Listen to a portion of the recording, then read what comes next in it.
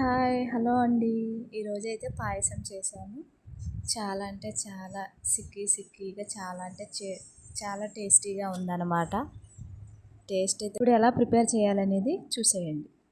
ముందుగా gas on చేసుకుని gas మీద ప్యాన్ పెట్టుకుని అందులో గీ అయితే వేసుకోవాలన్నమాట. గీ వేసుకుని గీ హీట్ అయిన తర్వాత మా ఇంట్లో జీడిపప్పు కిస్మిస్ లేవండి. సో బాదం పప్పులే ఉన్నాయి. సో ఆ బాదం పప్పుల వరకు ఫ్రై చేసుకున్నాను. ఫ్రై చేసుకుని ఒక బౌల్ తీసుకుని ఆ బౌల్లో వేసుకుని పక్కన పెట్టేసుకోవాలి. నెక్స్ట్ సేమియా తీసుకుని సేమియా కూడా అదే గీలో ఫ్రై చేసుకోవాలన్నమాట. ఫ్రై అయిన తర్వాత అలా పెట్టేయకండి, పెట్టేస్తే మాడిపోతుంది. సో చిన్న ఫ్లేమ్లో పెట్టుకుని అలా అలా తిప్పుతూ ఉంటే బాగా అంటే బాగా ఫ్రై అవుతుంది. సో దాన్ని కూడా ఉడికించుకొని ఒక బౌల్లో తీసుకొని పక్కన పెట్టేసుకోవాలి.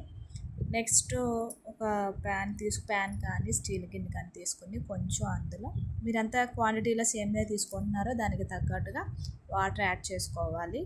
వాటర్ హీట్ అయిన తర్వాత మనం గీలో ఫ్రై చేసుకున్న సేమియాని యాడ్ చేసుకోవాలన్నమాట. సో సేమియా కూడా ఉడికిన తర్వాత మనం తీసుకున్న సేమియాకి తగ్గట్టుగా షుగర్ అయితే యాడ్ చేసుకోవాలి. షుగర్ యాడ్ చేసుకున్న తర్వాత తిప్పుకోండి.